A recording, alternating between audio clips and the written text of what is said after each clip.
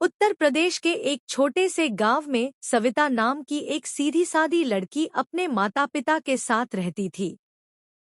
सविता सुंदर, समझदार और बेहद सहनशील थी।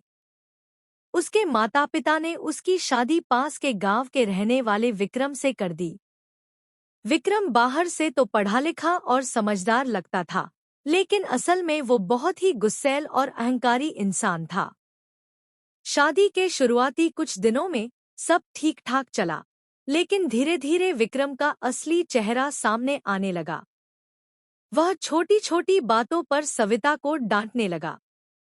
कभी खाने में नमक कम होने पर उसे चिल्लाता, तो कभी जरा सी बात पर उसे बेइज्जत करता। विक्रम रोज शराब पीकर घर आता और सविता से बदतमीजी करता। कभी कभी तो वह उसे मारता पीटता भी था।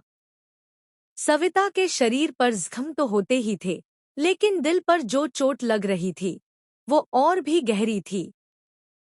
फिर भी वह चुप रही, क्योंकि उसे लगता था कि एक दिन सब ठीक हो जाएगा। एक दिन मारपीट की हद हो गई। विक्रम ने उसे धक्का देकर जमीन पर गिरा दिया, जिससे उसके सिर पर चोट लग गई।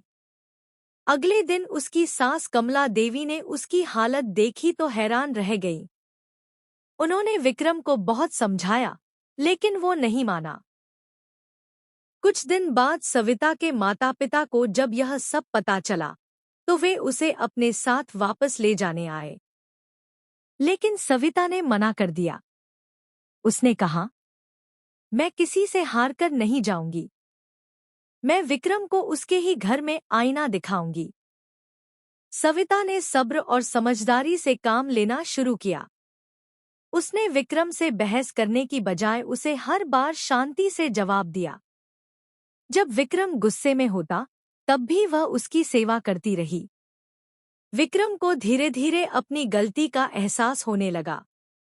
एक रात विक्रम ने पहली बार सविता से कहा, मैंने तुम्हारे साथ बहुत बुरा किया। क्या तुम मुझे माफ कर सकती हो? सविता की आंखों में आंसू आ गए, लेकिन वह मुस्कुराई और बोली, अगर तुम बदल जाओगे तो माफ करना बहुत आसान है। उस दिन के बाद विक्रम पूरी तरह बदल गया। उसने शराब पीना छोड़ दिया और सविता को इज्जत देने लगा। वे दोनों एक नई शुरुआत करने लगे। सीख: यह कहानी हमें सिखाती है कि धैर्य और प्यार में बहुत ताकत होती है, लेकिन किसी भी रिश्ते में खुद की इज्जत को सबसे ऊपर रखना चाहिए। अगर कोई इंसान बदलने को तैयार हो, तभी रिश्ता निभाना चाहिए।